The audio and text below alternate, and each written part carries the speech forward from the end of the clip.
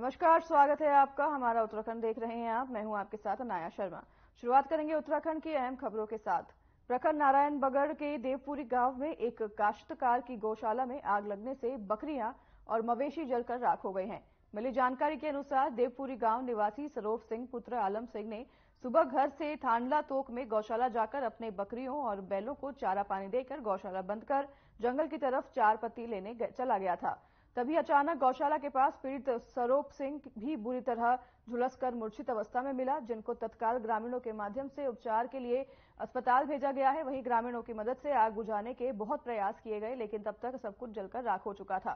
सूचना दिए जाने पर राजस्व विभाग और पशुपालन विभाग के कर्मचारी घटनास्थल पर पहुंचे और जले हुए मवेशियों और बकरियों की जांच पड़ताल कर आगे की कार्रवाई शुरू कर दी है।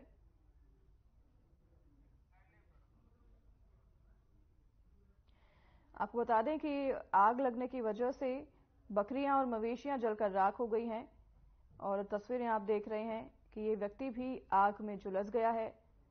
देवपुरी गांठ की गौशाला में ये घटना हुई है, जहां पर व्यक्ति भी बुरी तरह से घायल हुआ है। इसी के साथ सारी बकरियां और मवेशियां इस व्यक्ति की गौशाला में जलकर राख हो गई हैं आग लगने की वजह से। हालांकि आग लगने का कारण अभी सामने नहीं आया है और पुलिस पूरी कार्रवाई में जुट गई है।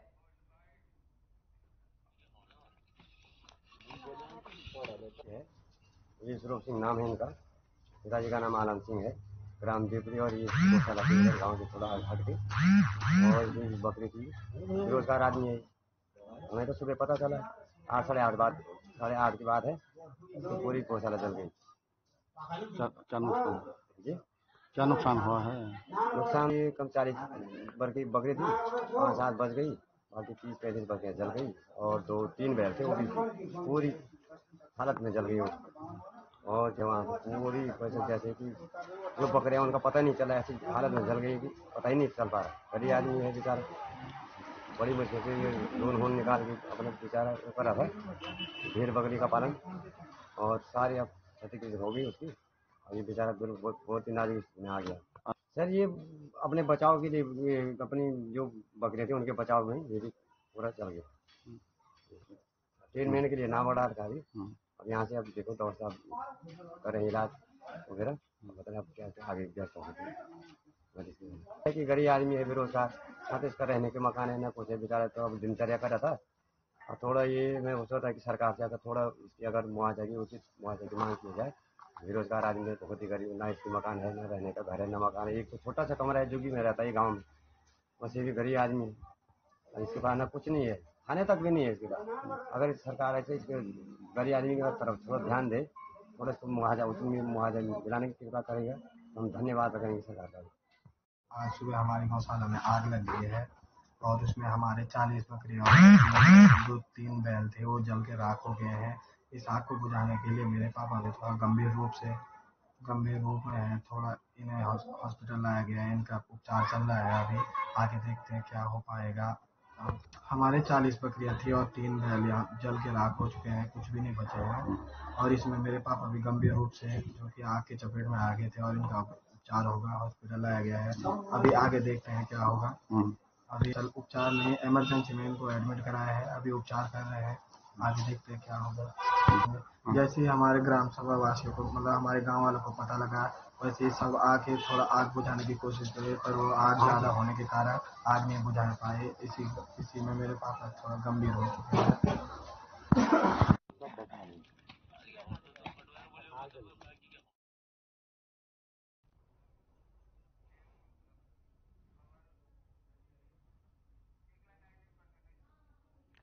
गौशाला में आग लगने की वजह से कई बकरियां और आपको बता दें मवेशी जलकर राख हो गए हैं। वहीं जिसकी गौशाला थी उसे भी गंभीर चोटें आई हैं, जिसका अस्पताल में इलाज जारी है। हालांकि आग लगने का कारण अभी तक सामने नहीं आया है। पुलिस और अधिकारी आगे की कार्रवाई में जुट गई है।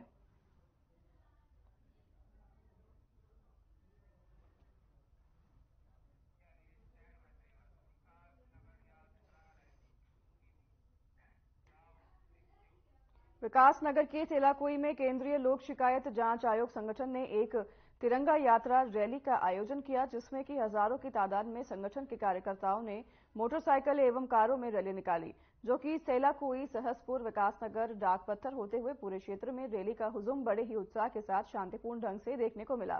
पुलिस प्रशासन की अगर बात की जाए तो सुरक्षा की दृष्टि से चौराहे चाक चौबंद रहे।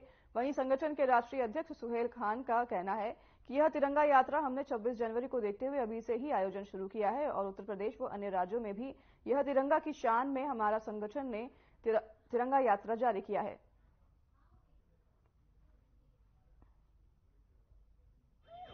देखिए, तिरंगा यात्रा जो संगठन द्वारा निकाली गई है, इसका मतलब ये है कि देश में, प्रदेश में शांति फैले और एक प्रेम जागे तिरंगे के विप्लव से। और जैसे कि 26 जनवरी गणतंत्र दिवस की आ रही है, उसमें सभी देशवासी मिलजुल कर इसको तिरंगा यात्रा को और आगे बढ़ाएं और क्या कहते हैं, इसको गणतंत्र दिवस को अच्छे से बनाएं। और कितना आगे ये जो मुहिम है, ये यात्रा जो है चलती रहेगी। देखिए, उत्तराखंड के अंदर तो पहली हमारी यात्रा है और भी हमारे काफ़ी पदाधिकारी हैं। समय समय पर ये तिरंगा यात्रा निकलेगी और यूपी में भी निकलेगी और जो है राष्ट्र में सब में ही जो हमारे पदाधिकारी हैं संगठन के सभी यात्रा। तिरंगा यात्रा हमारे संगठन की तरफ से इसलिए आयोजित की गई क्योंकि तिरंगा जो है हमारे देश की शान है। फर्स्ट ऑफ ऑल, तिरंगे का जो मतलब है वो एकता है, शांति है और गणतंत्र दिवस आ रहा है। इस उपलक्ष्य में हमारे संगठन द्वारा ये तिरंगा यात्रा निकाली गई ताकि देश में हमारा एकता का पैगाम पहुंचे, प्रेम का पैगाम पहुंचे। सर, ये रैली का जो आयोजन है अभी और आने वाले कितने दिनों तक चलेगा? अभी तो नहीं, आज तो 26 जनवरी आने वाली है, 26 जनवरी चलेगा। देखिए, हमारा कोई ऐसा मामला नहीं है, कोई राजनीति मामला नहीं है, ये हमारा अपने एक संगठन का मामला है। ये जो है कल हम बिजनौर से अपनी एक रैली निकाली है हमने, तिरंगा यात्रा जिसको कहते हैं, उसके हिसाब से हम कलियर शरीफ में हमारा नाइट स्टे था, रात 13 तारीख से हम स्टार्ट हुए हैं और अब उसके बाद हमने देहरादून 14 तारीख को निकाला है। बाकी कोई राजनीति मामला नहीं है, ये हमारा अपना संगठन का मामला है। केंद्रीय लोक शिकायत जांच आयोग संगठन है अपना, और इसके बारे में बस यही कहूँगा कि जितने भी मतलब है कि हमारे राशिद भाई महामंत्री जी हैं, वो उनके जितने भी साथी हैं, उन्होंने जो ये अच्छी तरीके से जो ये यात्रा निकाली है, सफल की है, मैं उनका धन्यवाद करता हूँ सभी का।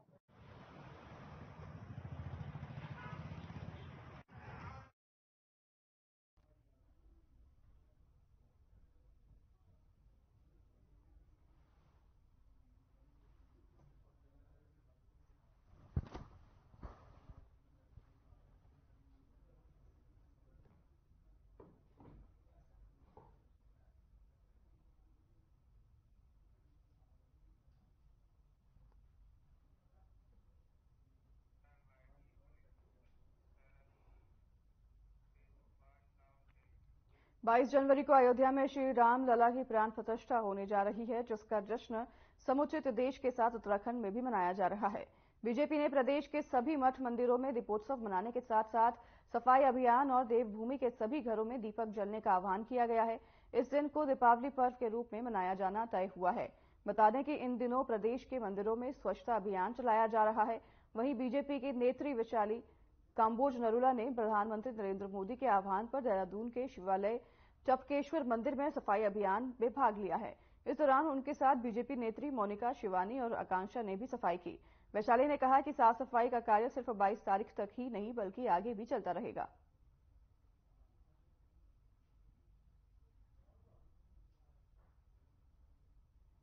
माननीय प्रधानमंत्री जी के आह्वान पर हम 22 जनवरी तक तो कर ही रहे, लेकिन ये यहीं पर नहीं रुकेगा। इसको हम आगे भी सब कायम रखेंगे और जनता में भी यही संदेश दे रहे हैं कि इस चीज को रोकना नहीं, इस चीज को आगे भी कायम रखना है। हमारे पवित्र तीर्थ स्थल मंदिरों को शुद्ध बना के रखना है, उनकी शुद्धता को कायम रखना है और वहां पर कूड़ा कचरा कभी भी एकत्रित नहीं होने देना है। यही हमारा संदेश है जनता को।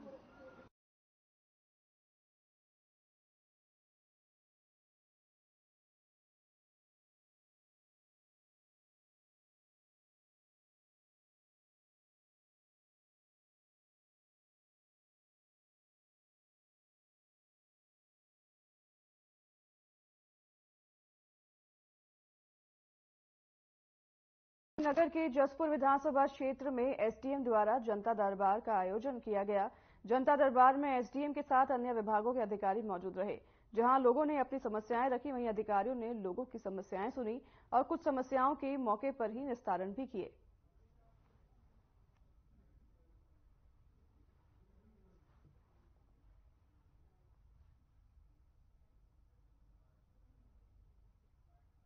लेकिन उनकी कोई मीटिंग होने की वजह से वो एडीएम जयवाराम जी आए, उन लोगों की समस्या हल हो।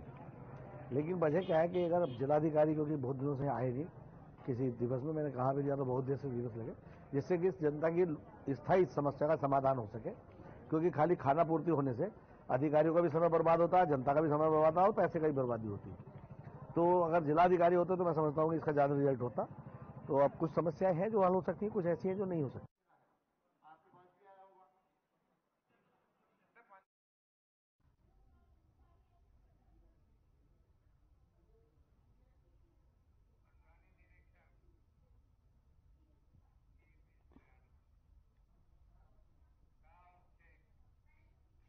निदेशक चिकित्सा शिक्षा आशुतोष सयाना ने हल्द्वानी में सुशीला तिवारी अस्पताल में बनाई जाने वाली कैथ लैब और टीबी के मरीजों के लिए बनाए जा रहे 60 बेड के वार्ड और आईसीयू वार्ड का निरीक्षण किया।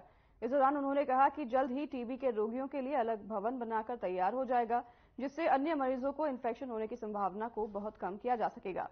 टीबी के मरीजों के लिए तैयार किए जा रहे नए भवन में ओपीडी और आईसीयू समेत अन्य सुविधाएं अलग अलग की जाएंगी और जिसमें मरीजों को कहीं अन्यत्र भटकने की आवश्यकता नहीं पड़ेगी। निर्माणाधीन टीबी के भवन को फरवरी के अंत तक पूर्ण करने का लक्ष्य भी दिया गया है। इसके अलावा सुशीला तिवारी अस्पताल में 90 बेड का एक और वार्ड बनाया जा रहा है, जिससे अगले 2 से 3 महीने से पूरा करने का लक्ष्य दिया गया है।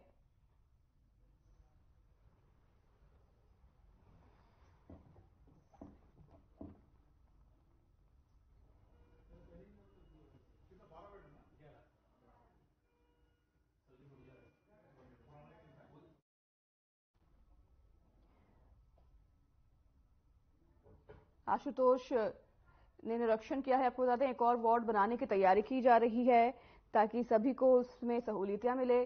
सुशीला तिवारी अस्पताल का निरीक्षण करने पहुंची, साथ ही आशुतोष सयाना ने भी निरीक्षण किया है। टीबी के इन्फेक्शंस बाकी मरीजों को नहीं हो, इसके लिए टीबी के लिए एक स्पेशल वार्ड बनाने की तैयारी शुरू कर दी गई है और इसे 1 से 2 महीनों में पूरा किए जाने के निर्देश भी दिए गए हैं।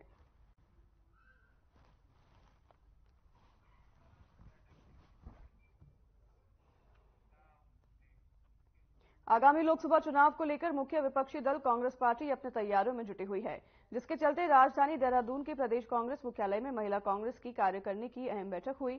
महिला कांग्रेस की प्रदेश अध्यक्ष ज्योति रौतेला ने कहा कि लोकसभा चुनाव के लिए ब्लॉक स्तर और विधानसभा स्तर पर महिला सम्मेलन आयोजित करने के लिए प्रदेश वरिष्ठ उपाध्यक्ष, प्रदेश महासचिव को जिम्मेदारी दी गई है। 15 फरवरी से पहले हम प्रत्येक लोकसभा में 5-5 महिला सम्मेलन आयोजित करा सकें और उस क्षेत्र की ज्यादा से ज्यादा महिलाओं को कांग्रेस पार्टी से जोड़ सकें।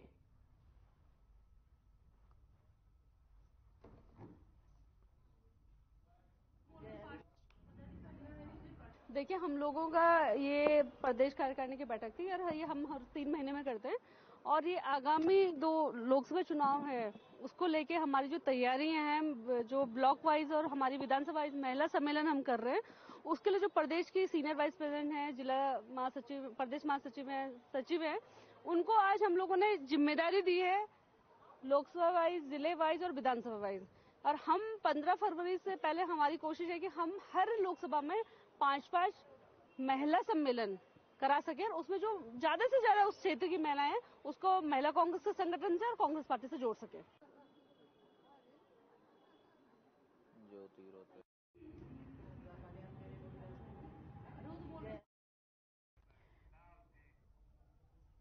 बीजेपी प्रदेश अध्यक्ष महेंद्र भट्ट ब्राह्मण कुल में पैदा हुए, उनका सौभाग्य है, लेकिन ब्राह्मण समाज का यह दुर्भाग्य है कि महेंद्र भट्ट जैसे उनके कुल में पैदा हुए।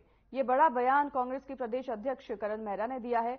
उन्होंने कहा कि सनातन ध्वज के धर्म रक्षक शंकराचार्य के बताए रास्ते को गलत बताए, वह कैसे ब्राह्मण कुल में पैदा हुए। कहा कि राम मंदिर उद्घाटन की इतनी जल्दी क्या थी, जब निर्माण कार्य अभी पूरा नहीं हुआ तो राम नवमी आने वाली थी, उसका ही इंतजार कर लेते। करण मेहरा ने ये प्रतिक्रिया बीजेपी प्रदेश अध्यक्ष महेंद्र भट्ट के उस बयान पर दी जिसमें भट्ट ने कहा था कि कांग्रेस के शंकराचार्य राम मंदिर उद्घाटन में नहीं आ रहे हैं।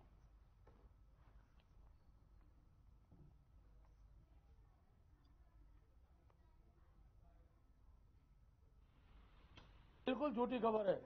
सारे संत महात्मा शंकराचार्य सब अयोध्या जाएंगे। केवल कांग्रेस के जो शंकराचार्य हैं, खड़गे जी, सोनिया जी, वो नहीं आ रहे हैं और वो कभी आने की स्थिति में भी नहीं होंगे।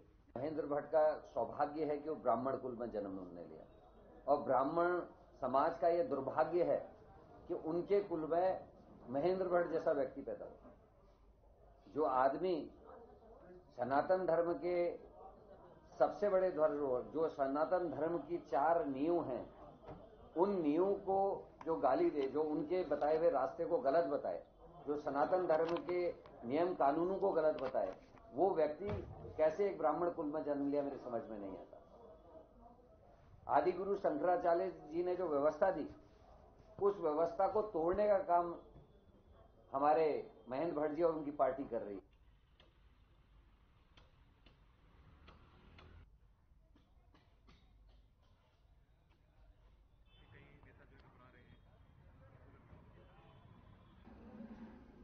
बाईस जनवरी को अयोध्या में रामलला के विराजमान होने पर जहां एक तरफ भाजपा तैयारियों में जुटी हुई है, तो वहीं दूसरी तरफ कांग्रेस पार्टी का कहना है कि चारों मठों के शंकराचार्यों ने राजनेताओं द्वारा राम मंदिर के उद्घाटन कराए जाने पर विरोध जताया है। इस बात पर भाजपा प्रदेश अध्यक्ष महेंद्र भट्ट ने चुटकी लेते हुए कहा कि शंकराचार्य कभी भी भगवान के दर्शन के लिए मना ही नहीं कर सकते, लेकिन कांग्रेस पार्टी त्रेता युग के राक्षसों की तरह तपस्या भंग करने का काम कर रही है। साथ ही उन्होंने कहा कि प्रभु श्री राम ने ऐसे राक्षसों की सजा देकर मृत्युलोक पहुंचाया है और कांग्रेस पार्टी राम मंदिर के भव्य आयोजन में विघ्न डालने का काम न करे कि अन्यथा भगवान राम इन्हें माफ नहीं करने वाले।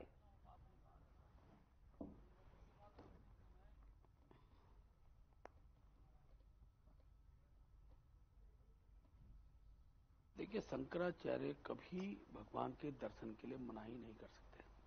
उनके सब अनुयायी दर्शन करेंगे। तिथि तय करना शंकराचार्य का अपने पीठ का उनका पक्ष रहता है, कौन सी किस तिथि को वो जाएंगे, उनका स्वरूप है। निमंत्रण देना राम ट्रस्ट का काम था और जरूरी नहीं कि सब लोग जो निमंत्रण उस दिन में उसी दिन सब लोग जाए। लेकिन कांग्रेस जिस प्रकार की बयानबाजी कर रही है, तो मुझे अब ऐसा लगता है कि एक कालखंड होता जो ऋषि मुनि तपस्या करते थे और उनकी तपस्या को भंग करने के लिए उस समय राक्षस शक्तियां काम करती थी। आज वही भूमिका कांग्रेस की है।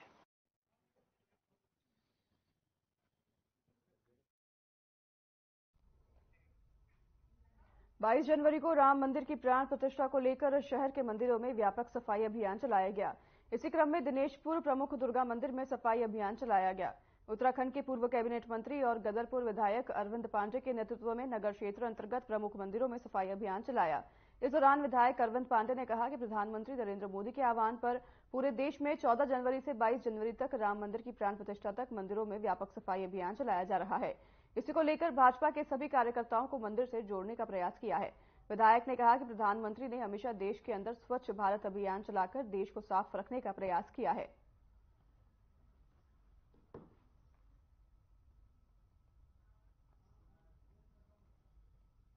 देश के प्रधानमंत्री जी ने संकल्प लिया है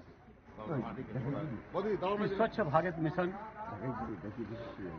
यह योजना विश्व में जितने लोग हैं सबको इससे जोड़ने का संकल्प लिया है। और 22 जनवरी को जिस महामानव, जिस देवता के नाम से हम लोग जीवन जीने का सलीका सीखते हैं, ऐसे भगवान श्री राम अपने महल में विराजमान होंगे। उससे पहले देश के जितने मंदिर हैं, देवी स्थान हैं, उन सबको व्यक्ति अपने अपने कर्मचारियों से नहीं, खुद भगवान का एक कर्मचारी बनकर सभी देवालयों की स्वच्छता करनी है, सफाई करनी है, उनके निर्देश के पालन के क्रम में। और ये हम सबकी, प्रत्येक देशवासी की जिम्मेदारी है।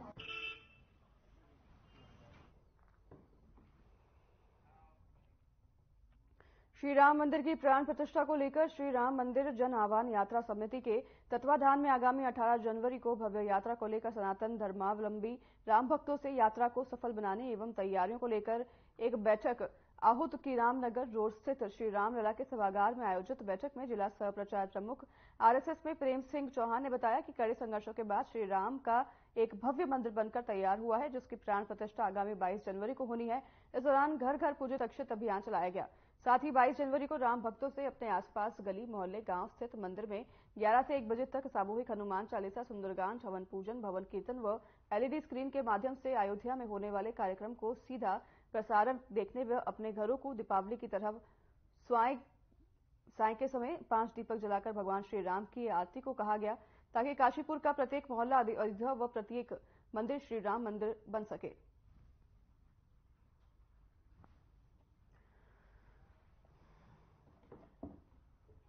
प्रतिष्ठा का 22 तारीख को आयोजन हो रहा है। उसमें सभी धर्म और सभी धर्म गुरु, चाहे वो कोई भी है, मंदिर मस्जिद गुरुद्वारा है, सभी को शामिल होकर इस शोभा में जो है, क्योंकि धर्म जो है वो एक ही होता है, वो चाहे किसी तरीके से माना जाए, और उसमें सबको शामिल होके और खुशी को सबको मनाना चाहिए। वाहिगुरू का खालसा, वाहिगुरू जी की मूर्ति का प्राण प्रतिष्ठा हो रही है। उसके संबंध में 18 तारीख को एक जन आवाहन यात्रा यहाँ पर काशीपुर में निकाली जा रही है, जो अपने रामलीला मैदान से यहीं से होकर और पूरे नगर में घूमेगी। उसके बाद यहीं पे उसका समापन है। 18 तारीख को फिर यहाँ पे भंडारा होगा और श्री राम दरबार की आरती का यहाँ पे व्यवस्था की गई। श्री राम दरबार की आरती उसमें सभी हमारे जो काशीपुर के धर्म गुरु हैं, गुरुद्वारा साहिब और मठ मंदिर, सभी संत समाज की तरफ से ये आह्वान किया गया है कि सभी समाज, सर्व समाज इसमें 18 तारीख को जो हमारी जन आह्वान यात्रा निकल रही है, इसमें सब लोग प्रतिभाग करेंगे। उत्तराखंड सरकार की हर हाथ को रोजगार देने की मुहिम आगे बढ़ रही है। इसके तहत ग्रामीणों को गांव में ही स्वरोजगार के लिए आर्थिक सहायता के साथ ही तकनीकी मदद भी दी जा रही है। सरकार के इस अभियान के तहत विकासखंड पौड़ी के अमकोटी गांव में ग्रामीण उद्यम वेग वृद्धि परियोजना की ओर से 15 गरीब परिवारों को रोजगार शुरू करने के लिए 35-35 हजार रुपए के चेक वितरित किए गए। इससे पहले मल्ली गांव में 12 परिवारों को 35,000 रुपए की धनराशि के चेक के माध्यम से दी जा चुकी है। वहीं रीप परियोजना द्वारा अभी तक कुल 27 परिवारों को यह धनराशि निर्गत की जा चुकी है और कुल चयनित 54 अल्ट्रा पुअर लाभार्थी को रोजगार चलाने हेतु यह धनराशि दी जाएगी। इस दौरान पौड़ी ब्लॉक प्रमुख दीपक खुगशाल ने अल्ट्रा पुअर परिवारों की महिलाओं को चेक वितरित किए।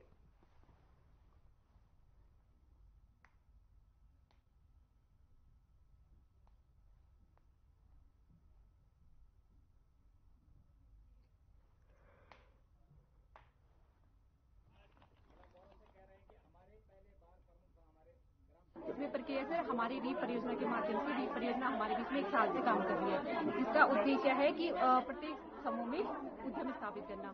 तो उसमें सर रीप परियोजना ने हमारा कुछ क्राइटेरिया होता है, जैसे हमने ये अल्ट्रा पुअर का सिलेक्शन करना है। उसमें कुछ क्राइटेरिया होते हैं कि अगर महिला मुखिया परिवार हो, उनके बीच में कोई पुरुष कमाने वाला न हो, या इस तरह के। उनमें से ये होता है कि 6 मानक होते हैं, उनमें से अगर कोई 2 मानक में भी आता है तो हम उसको अल्ट्रा पुअर में लेते हैं। अगर जो 35,000 के चेक दिए हैं, अगर आप देखें, अगर गढ़वाली नस्ल की भी कोई 2 गाय ले ले इसमें, और 2 साल तक अगर ये फ्री है, बिना ब्याज के, तो मेरे अनुसार तो 2 साल में वो गाय 2 बार बछड़ा देगी और 2 साल तक वो दूध देगी। तो मुझे तो लगता है कि आदमी इसमें चौगुनी आय कर सकता है, जो सरकार ने दिया उससे चौगुनी आय कर सकता है। कोई अगर इससे बकरी खरीदता है, तो आज अगर वो 5 बकरी खरीदेगा तो 2 साल में शायद वो 30 बकरी होंगी। तो आय तो बढ़नी चाहिए और सफल कदम है, और कहीं ना कहीं समूह की महिलाएं काम कर रही हैं और समूह की महिलाओं को सहयोग जैसे सरकार से मिलना चाहिए, प्रशंसा के काबिल है। एक प्रत्येक महिला को चेक है और 2 साल तक इनमें कोई भी ब्याज नहीं है इस पैसे में, और इस पैसे से वे अपनी आजीविका चलाएंगी।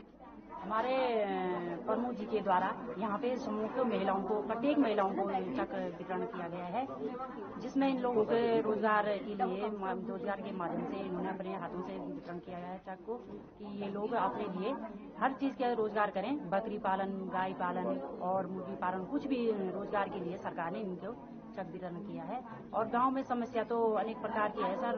ग्राम प्रधान अमकोटी। तो फिलहाल इस बुलेटिन में हमारे साथ बस इतना ही। नमस्कार।